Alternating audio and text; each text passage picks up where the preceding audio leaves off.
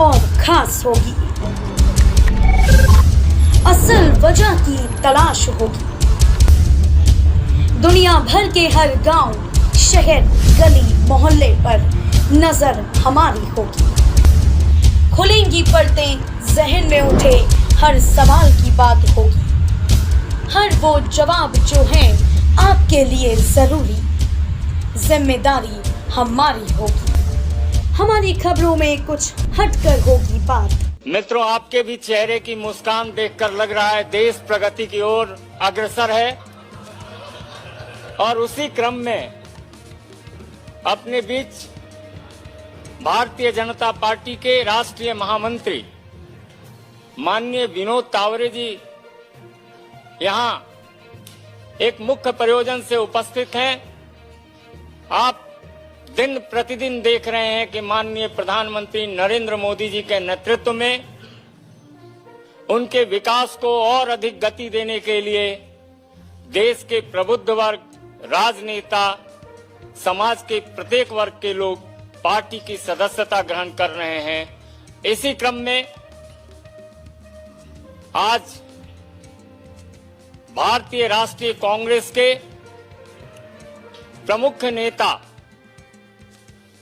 और राष्ट्रीय प्रवक्ता माननीय गौरव वल्लभ जी पार्टी की सदस्यता ग्रहण कर रहे हैं। उस क्रम में मैं माननीय विनोद तावरे जी से आग्रह करूंगा कि आप माननीय गौरव वल्लभ जी को पार्टी की सदस्यता ग्रहण कराएं।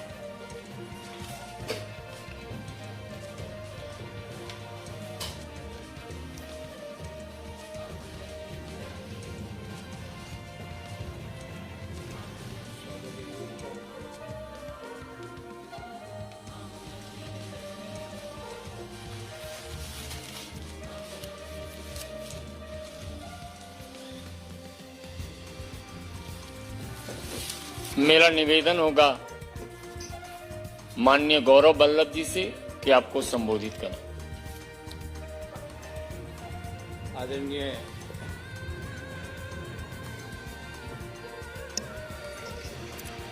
आदरणीय विनोद तावड़े साहब, संजय मयूख जी, मंच पर मेरे साथ विराजे हुए अनिल जी, उपेंद्र जी और आप सभी पत्रकार साथियों को मेरा सादर नमस्कार और प्रणाम। मैंने एक पत्र भी सुबह सोशल मीडिया के विभिन्न प्लेटफॉर्म पर डाला, आप लोगों ने जरूर देखा होगा। और उस पत्र में मैंने अपने दिल की सारी व्यथाएं, इश्यूज जो मैं समय समय पर कांग्रेस पार्टी की लीडरशिप को अवगत भी कराता था, वो मैंने सारे उसमें लिख दिए। उसके अलावा मुझे कुछ नहीं कहना। मेरा दृष्टिकोण शुरू से यह रहा है कि भगवान श्री राम का मंदिर बने, न्योता मिले और हम न्योते को कांग्रेस पार्टी लिख के भेजे कि हम नहीं जाएंगे, मैं इसे स्वीकार नहीं कर सकता। देश में मैं अर्थशास्त्र का विद्यार्थी हूं, बड़े समय तक अर्थशास्त्र और वित्त देश के प्रतिष्ठित संस्थाओं में पढ़ाया भी है मैंने। सुबह से शाम वेल्थ क्रिएटर्स को गाली, उन नीतियों को गाली, निजीकरण, उदारीकरण, वैश्वीकरण, जो पूरी दुनिया मानती है कि जो डॉक्टर मनमोहन सिंह जी और पीवी नरसिम्हा राव जी की सरकार ने किया, उन नीतियों को गाली। कोई बिजनेस करे उसको गाली, कोई विनिवेश में पार्टिसिपेट करे उसको गाली, एयर इंडिया कोई कंपनी खरीदे तो वो गलत। तो मुझे लगता है कि कहीं ना कहीं जो नीतियां हैं और जो इश्यूज हैं उसको कांग्रेस पार्टी टैकल करने में कहीं ना कहीं बड़े गैप उसके अंदर आ रहे हैं। और मैंने अपनी चिट्ठी में भी यही लिखा है। और मैंने प्रमुख कारण यह बताया कि मेरे में इतनी ताकत नहीं है कि मैं सुबह से शाम बैठकर वेल्थ क्रिएटर्स को गाली देता फिरूं, मैं नहीं दे सकता। मेरे में इतनी ताकत नहीं है कि जब सनातन धर्म के ऊपर सवाल उठाए और मैं चुपचाप बैठ जाऊं, मेरे से नहीं होगा। कांग्रेस पार्टी के नेताओं ने, कांग्रेस पार्टी के जो अलायंस पार्टनर्स हैं, उन्होंने सनातन धर्म के ऊपर बड़े बड़े प्रश्न उठाए। क्यों उसका जवाब नहीं दिया गया? एक इश्यू तो आप छोड़ नहीं सकते ना, उस इश्यू को तो आपको जवाब तो देना पड़ेगा। मैंने सारे विस्तार से ये सारी बातें इस चिट्ठी में लिखी है। मैं आदरणीय संजय मयूख जी से आग्रह करूंगा कि मेरी इस चिट्ठी की एक प्रति आपको जरूर दें, ताकि आपको पता लगे कि मेरा इश्यू बेस्ड रिजर्वेशंस क्या थे। और मैं महाभारत के इस छंद से अपने आप को हमेशा रेगुलेट और डायरेक्ट करता हूं, जो मैंने इस चिट्ठी में भी लिखा है। धर्म एवं हतो हंति धर्मो रक्षति रक्षित, तस्य धर्मो न हंतव्यो मा नो धर्मो हतो वधित। अर्थात धर्म के मामले में आप चुप्पी साध लो, जो गालियां दे रहे हैं सनातन को आप चुप्पी साध लेते हो, वेल्थ क्रिएटर्स को जो गाली दे रहा है आप चुप्पी साध लेते हो, और उल्टा गालियां दे रहे हो। देश में वेल्थ क्रिएशन जुर्म नहीं हो सकता। देश में जो नीतियां उदारीकरण की, निजीकरण की, वैश्वीकरण की नीतियां हैं वो गलत नहीं हो सकती।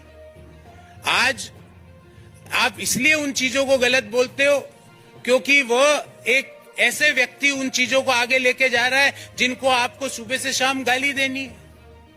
मैंने कम से कम 300-400 प्रेस वार्ताएं करी है साथियों, आपने भी कहीं ना कहीं मुझे जरूर देखा होगा। मैंने इश्यू बेस्ड रिजर्वेशंस पे बात करी है, व्यक्ति परक्ष आरोप आलोचनाएं नहीं करी है। व्यक्तियों के बारे में राजनीतिक पार्टियों पे आक्षेप नहीं होते। राजनीतिक पार्टियां आइडियोलॉजीज पर आधारित होती है, और जो आइडियोलॉजीज पर मैं ये सोच के कांग्रेस पार्टी, जिस आइडियोलॉजी को सोच के मैंने ज्वाइन किया था कि नए आइडियाज का, इंटेलेक्चुअल आइडियाज का, नए सोच का वहां पर सम्मान होगा, पर नए सोच का, नए आइडियाज का, नए लोगों को सम्मान छोड़ के क्रश करने की प्रक्रिया भारत को आगे नहीं ले जा सकती। और अल्टीमेटली हमारी आइडियोलॉजीज, पार्टीज की, पॉलिटिकल राजनीतिक पार्टियों की आइडियोलॉजीज अलग अलग हो सकती है, पर एक आइडियोलॉजी जो हम सबको जोड़ती है वो भारत को आगे ले जाने की आइडियोलॉजी, और उसी आइडियोलॉजी को ध्यान में रखते हुए जो विकसित भारत की जो संकल्पना है उसको आगे ले जाने के लिए जो आइडियोलॉजी ने मुझे आकर्षित किया, और मैंने आज भारतीय जनता पार्टी ज्वाइन करी। मुझे उम्मीद है मैं अपनी योग्यता का, अपने ज्ञान का, अपनी समझ का प्रयोग भारत को आगे ले जाने में जरूर भारतीय जनता पार्टी के माध्यम से कर पाऊंगा। और मैं अति प्रसन्न हूं, मैंने मेरी दिल की बात सारी लिख दी है। इससे ज्यादा ना तो मुझे किसी के व्यक्ति के बारे में टीका टिप्पणी करनी है। जो इश्यूज, और ये इश्यूज मैंने ऐसा नहीं कि पहली बार उठाए, पार्टी के हर पटल पे इन इश्यूज को मैंने समय समय पर उठाया और बेरोक टोक उठाया।